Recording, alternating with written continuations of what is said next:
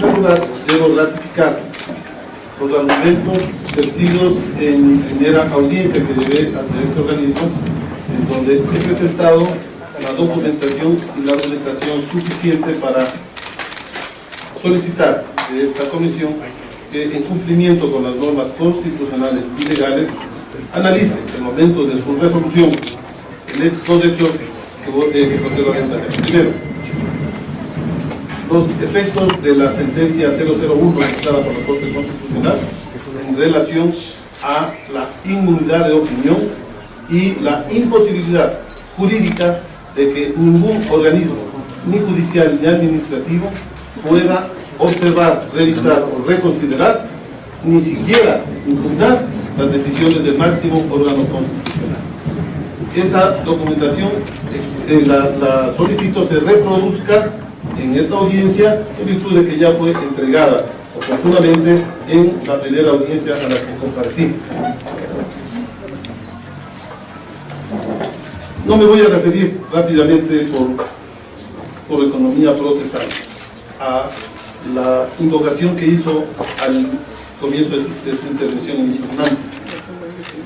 Ya habrá oportunidad para ello, pero en la historia y en los hechos y en las decisiones judiciales, no en las afirmaciones alegres, está demostrado que los improperios, los insultos, el agravio al honor a las personas y a la familia tienen que ser sancionadas por la justicia.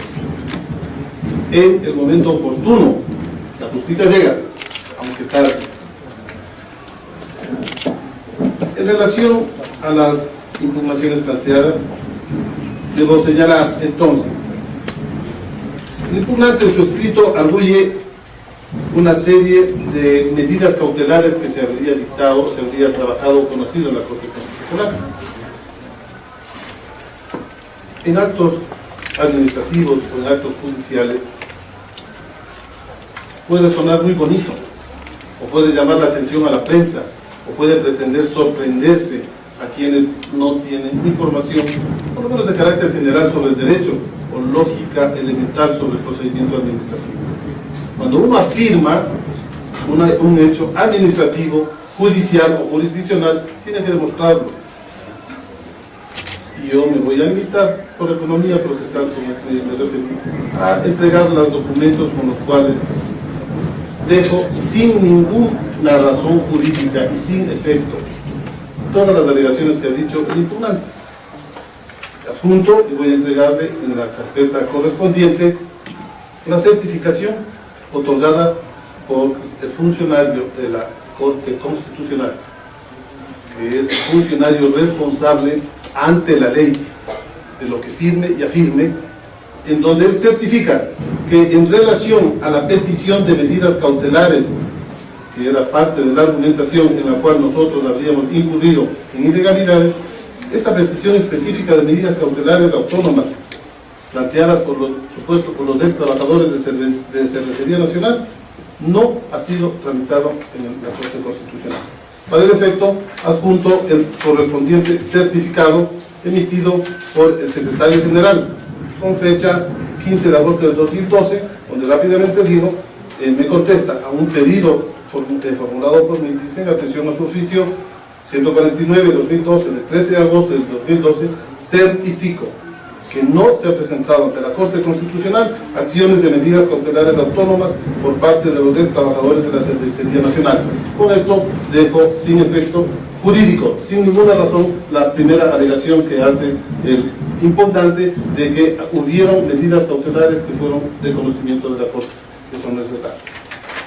Segundo, sobre las impugnaciones relacionadas a los casos 07010, 01811 y S. Este caso, igual que los anteriores, en el contexto que venimos sosteniendo, está vinculado directamente con opiniones vertidas por las juezas y jueces constitucionales dentro del trámite jurisdiccional de las causas. Esto, por lo tanto, se incorpora dentro de la inmunidad de opinión y dentro de decisiones y actos de la Corte Constitucional adoptados. Por consiguiente, las impugnaciones relacionadas al trámite jurisdiccional de los procesos procesos constitucionales señalados por el impugnante no hacen más que demostrar, y eso es lo que yo quiero expresamente aclarar a la comisión, que en esta audiencia el impugnante lo que pretende es inducir al error a la comisión, a pretenderle llevar a analizar o discutir o conocer en calidad de comisionados actos adoptados y en firme por la Corte Constitucional, lo que obviamente sería una intromisión en el ámbito de la justicia constitucional y que sería una arrogación de funciones que no le compete, por supuesto, porque la Constitución y la ley manda que esto realice esta comisión. Como consecuencia de lo expuesto en este escrito y en mi alegato original, estas impugnaciones son improcedentes.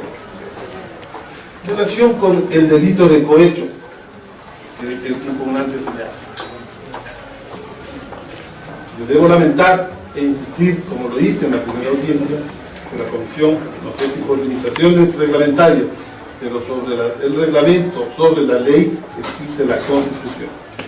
No es posible darle ni aceptarle que hechos, no como afirma ligeramente el impugnante, hechos que hayan sido conocidos, analizados y resueltos por los órganos jurisdiccionales competentes, sean abiertos de manera, por decirlo menos, de manera suspicaz a instancias de carácter administrativo importantísimas como esta, pero que ya tuvieron su pronunciamiento en la función judicial ordinaria. Él hace algunas afirmaciones respecto del caso de la cervecería. Yo no le voy a responder. El señor tenía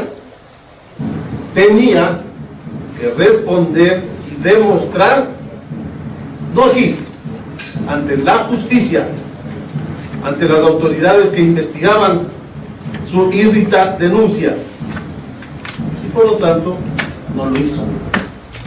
Y continúa mediáticamente haciendo un show, cargando un papelito que es lo único que exhibió en el proceso. No se dejen llevar al error, no se dejen inducir, no se dejen engañar. Para eso me remito, me va a permitir con su venia, señora presidenta, simplemente leer una parte del informe que presenta el fiscal general en el conocimiento, en la sustanciación de la causa denominada Cervecería Nacional, y que me releva, no voy a insistir, me releva, porque no lo afirmo yo, me releva de cualquier comentario adicional. Me permite, señora presidenta, dice en la primera foto, comillas, es textual, el asambleísta Galo Lara Yepes, ni en su denuncia, ni durante la indagación previa, no aporta ningún elemento de convicción que permita establecer que el doctor Patricio Pazmiño no haya tenido alguna intervención en los hechos por él denunciados. Y esto sirve de paso para que el juez de la Corte Nacional de Justicia emita su dictamen, el doctor Milton Peñarreta, donde señala, igualmente con su venia presidenta, por consiguiente, acogiendo el dictamen del fiscal general del Estado, y por cuanto para que pueda proseguir la causa, siendo el delito que se busca de carácter bilateral, es decir, que debe haber sujeto activo y pasivo de infracción, y al haber desaparecido este sujeto conforme se infiere del dictamen fiscal, es inoficioso proseguir con una causa que no tiene razón de ser, por más allá que el señor exhiba papeles, documentos, grite, zapatee y vaya a los medios de comunicación. No tiene razón de ser. Por consiguiente, en aplicación del principio constitucional de economía procesal consagrado en el artículo 169, 4, 26 de la Constitución de la República, así como 6 del Código Orgánico de la Función Judicial, y esto también presta atención, aquí subrepticiamente también se dice un caso que está abierto. Eso tendrán que aclararle las partes involucradas en ese caso supuestamente abierto. El juez de garantías de la Corte Nacional dispone el archivo de todo el expediente asignado con el número 62011. Y obviamente está adjunta la copia y la certificación de la Secretaria General, donde dice claramente que esta providencia ha sido ya se encuentra, si me permite, la razón de la doctora Isabel Garrido Cisneros, señala, en cumplimiento de la providencia que antecede, siendo porque luego del auto dictado por el magistrado Peñarreta Álvarez a tales horas, y en vista de que ninguna de las partes procesales interpuso recurso alguno, por lo que el mismo se encuentra ejecutoriado por el Ministerio de la Ley, es decir, aceptado Estado, y por lo tanto está en firme esa decisión judicial. Reabrir, a propósito de una impugnación pública, reabrir un debate sobre un hecho que ha sido judicializado, no solo es una muestra de mala fe, aparte, no puedo alegar la ignorancia jurídica, porque no es abogado, pero sí de quienes le asesoran. No solo es mala fe, pretende revictimizar, y con estos actos se revictimiza, en este caso, al impugnado. Se viola el principio del non bis in idem, porque no puede haber dos veces un proceso de juzgamiento o de análisis de causas resueltas. Se han violado procesos constitucionales con esta misma audiencia, al permitirle que el señor vuelva a repetir hechos, datos, nombres que han sido resueltos y sentenciados en instancia judicial. Rápidamente, para aprovechar el tiempo, el señor habla igualmente, el tercero es un cargo relacionado a una falsedad y una providencia. Probablemente y lamentablemente para la democracia y para la república, hay ciudadanos que somos responsables por lo que decimos. Hay autoridades que somos irresponsables jurídicamente por lo que hacemos, por decirlo. Como juez de la Corte, soy irresponsable jurídicamente por mis decisiones, por los actos que tomamos, y que en esta denuncia se vulneraron esa irresponsabilidad. Somos inexcusables, no somos sujetos de acción por nuestras decisiones. Y como ustedes ven y les consta desde la primera audiencia, aquí yo he tenido que venir a explicar sobre decisiones adoptadas por la Corte, cosa que ya viola la Constitución y la ley orgánica de la Iglesia. Pero igualmente aquí, vuelve el señor recurrente haciendo gala de un desparpajo y de irrespeto a la normativa, como lo voy a demostrar, no a afirmar, a demostrar que los cargos relacionados a la falsedad de una providencia, a pesar de que son nuevamente falsos, voy a demostrar dos argumentaciones que él mismo acaba de leer. Cuando se refiere y lee el pronunciamiento del juez Manuel Viteri, él dice que eso lo hizo ante el fiscal general de la Nación. ¿Por qué razón? Porque este tema de la falsedad que él arguye ya fue conocido y debatido en el proceso que luego fue archivado. Los jueces que comparecieron, no solo el doctor Viteri, la doctora Ruzzeni, la doctora Dina Pacari, también arguyeron en su momento de que no recordaban la providencia. Y cuando yo intervine en mi indagación y en mi pronunciamiento ante el fiscal de esa época, demostré con documentos y con las actas certificadas de las audiencias, con las grabaciones magnetofónicas, que efectivamente primero ellos estuvieron en la sesión, como después lo reconocieron, que no se utilizó ni se manipuló ningún documento, como ellos también lo reconocieron.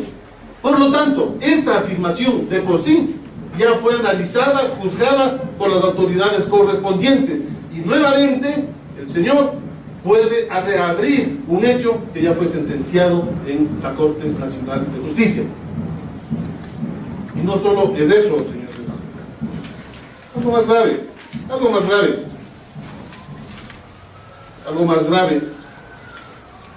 La ley es para todos, excepto cuando hay ciertas restricciones. Y esas restricciones permiten, como en el presente caso, hacer y decir lo que sea. ¿Qué dice el artículo 215 del Código de Procedimiento Penal? ¿Me permite, señora presidenta? Sin perjuicio de las garantías del debido proceso y del derecho a la defensa, las actuaciones de la Fiscalía, de la Función Judicial y de la Policía, de la Policía Judicial y de otras instituciones y funcionarios que intervengan en la indagación previa, se mantendrá en reserva de terceros ajenos a esta y del público en general, sin perjuicio del derecho del ofendido y de las personas a las cuales investigue y sus abogados de tener acceso inmediato, efectivo y suficiente a las investigaciones. El personal de las instituciones mencionadas que, habiendo intervenido en estas actuaciones, divulguen o propongan de cualquier modo pongan en peligro el éxito de la investigación o las difundidas atentando contra el honor de la persona, serán sancionadas conforme al artículo 282 del Código Penal. ¿Qué dice el 282? Todo funcionario, el señor es funcionario público, que sin orden legal del superior competente descubra o revele algún secreto de los que están confiados por razón de su destino, o exhiba algún documento que debe estar reservado, como son los documentos que están en indagaciones previas de la Fiscalía, será reprimido con 1 a 5 años de prisión. ¿Qué es lo que está haciendo el impugnante? Está violando el artículo 282 del Código Penal. ¿Y por qué me permito afirmar esto? Porque el mismo señor conoce y sabe, y ustedes hoy van a conocer y saber, que esta supuesta adulteración de actas, como él señala, como siempre, muy suelto de huesos, está siendo objeto de una denuncia presentada por él ante la Fiscalía General. Aquí está la certificación de la Fiscalía General de que la denuncia respecto a una supuesta utilización de documentos o una alteración de documentos está bajo indagación previa. Es decir, que él está pretendiendo a ustedes, inclusive comisionadas y comisionados, hacerles incurrir en el error y responsabilidad penal de pronunciarse sobre un hecho que está prohibido por la ley. Hecho que obviamente al señor no le importa, ni le importará, hasta cuando la justicia se pronuncie, por supuesto. Consecuentemente, esta alegación sobre una supuesta alteración de documentos, aparte de que no es verdad, documentalmente ya fue juzgada, tendrá que ser probada nuevamente ante la Fiscalía, pero no utilizar un espacio de esta naturaleza para a ustedes también hacerles incurrir en una violación de la cual él se protege por una figura jurídica que ha sido distorsionada en los últimos años, que es la inmunidad parlamentaria. Ustedes no son inmunes, por lo tanto, pretende inducirles a un error que acarrea responsabilidades penales, de las cuales él obviamente se ha escapado por la inmunidad que ostenta. Consecuentemente, esa impugnación con mayor razón tiene que ser desechada por impertinente, injurídica, alevosa y porque pretende inducirles a un error judicial a ustedes de graves consecuencias. Y además, que ya fue juzgado. Como lo demostré, lo mismo lo demostró el señor cuando hace referencia a un pronunciamiento de uno de los jueces de la indagación fiscal que ya fue objeto de sentencia judicial. Y para concluir, en relación a los cargos relacionados al incumplimiento de requisitos legales, lamento tener que remitirme nuevamente a quienes asesoran al impugnante, pero cuando uno pretende utilizar el concepto jurídico, hay que hacerlo en los términos apropiados, no el impugnante, pero sí quienes les asesoran. Utilizar el Código de Procedimiento Civil como supletorio al reglamento aprobado por ustedes es, por decirlo menos, aventurado, es por decirlo menos, ilegal, porque la norma supletoria se utiliza cuando la norma invocada es oscura, es incompleta o es incoherente. ¿Y qué es lo que sucede?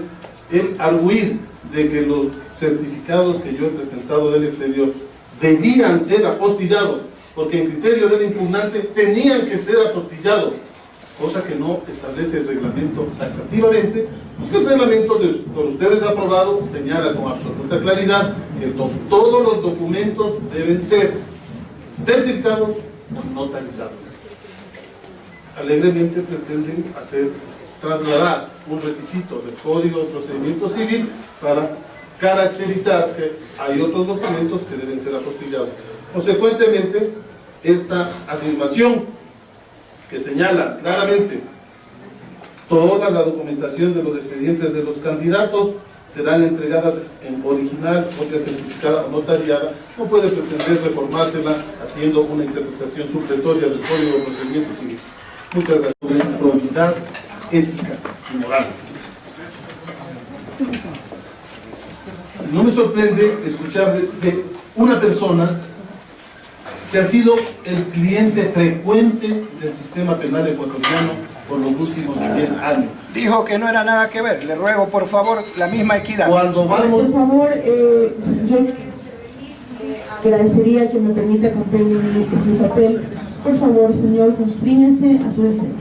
Me estoy defendiendo porque quiero demostrar que él está impugnando mi ética, probidad y moral a partir de una condición personal que no le garantiza esos mínimos elementos. Hemos demostrado en este expediente que viola la ley, viola el Código de Procedimiento Penal de manera impune. No puede hacerse público las instrucciones o indagaciones preprocesales. Él lo hace. No puede juzgarse 2 veces a un ciudadano. Él simplemente lo hace. Atropelladamente muestra una copia de que el fiscal general ha dicho y no ha dicho. No, eso no tenía que discutirlo aquí, a través suyo para el impugnante.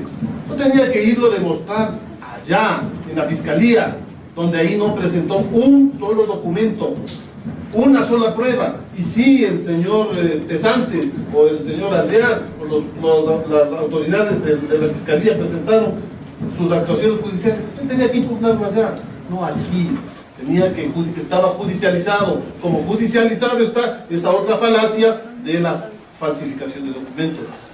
Sepan ustedes, y eso se demostrará en el procedimiento, porque allá nuevamente tendré que ir por las audaces intervenciones de este individuo, tendré que ir a demostrar que lo que él alega tampoco existe jurídicamente. La Corte Constitucional, con fecha 11 de febrero, dejó sin efecto jurídico todas las actuaciones en el caso Cervecería Nacional y remitió a los jueces competentes, que fueron enviados a Guayaquil, y que ellos asumieron el caso, resolvieron. Ahora, a tal punto es así que hoy nuevamente ese caso está tramitándose en la Corte Constitucional. ¿Qué sucedió en la fase que conoció la Corte Constitucional? Donde el señor alega alegremente que hay falsificación de documentos y presenta una acción. No existe jurídicamente. Todo el proceso quedó sin efecto. Por lo tanto, esta discusión es igualmente tendenciosa por llevar a discutir aquí, como está pretendiendo llevar a la Fiscalía a discutir un hecho que no existe en el mundo jurídico. Y sus asesores le van a decir bien, si es que le asesoran bien. No existe en el mundo jurídico y por lo tanto pretende imputar, además, un hecho que no existe procesalmente como delito, obviamente para tener platea, prensa y televisión, supuestamente para alegar lo que él dijo. Y lo repito, porque dice que es un perseguido político. Estas afirmaciones aquí no pueden hacérselas. Esta tiene que irse a defender en la Fiscalía, donde, según la prensa dice, está siendo investigado por uno de los crímenes más horrendos de la historia de la República de Ecuador. Para terminar, le ruego que sus últimos minutos los vaya finalizando su intervención y no volver a tocar temas. Con mucho gusto. He manejado altura. Vamos a decir la falsedad siendo de la providencia. Vamos a responder ya lo último, porque realmente no necesito los 5 minutos. Entrego la documentación debidamente certificada, no demostrando así que al final el fiscal dice y le acusa. No, señor, así no se actúa. Yo no soy quien le va a enseñar cómo actuar. La justicia le va a enseñar, y muy pronto le va a enseñar cómo actuar. Yo tengo todos los documentos entregados. Esa fue la única alegación que hizo y la que viene nuevamente a hacer acá, ante ustedes. Mostrar un papel. No se dejen inducir al error. Analicen los documentos, no el circo. Analicen las prácticas procesales, no el histrionismo. Este alto organismo que por primera vez está ejerciendo un trabajo de control ciudadano no puede dejarse sorprender por quienes han hecho del histrionismo un oficio de una política barata. Yo me ratifico en mis argumentos, me ratifico en mis alegaciones y solicito por todo lo expuesto y por lo que entrego de manera documentada se archiven las infundadas pretensiones del recurrente. Muchas gracias.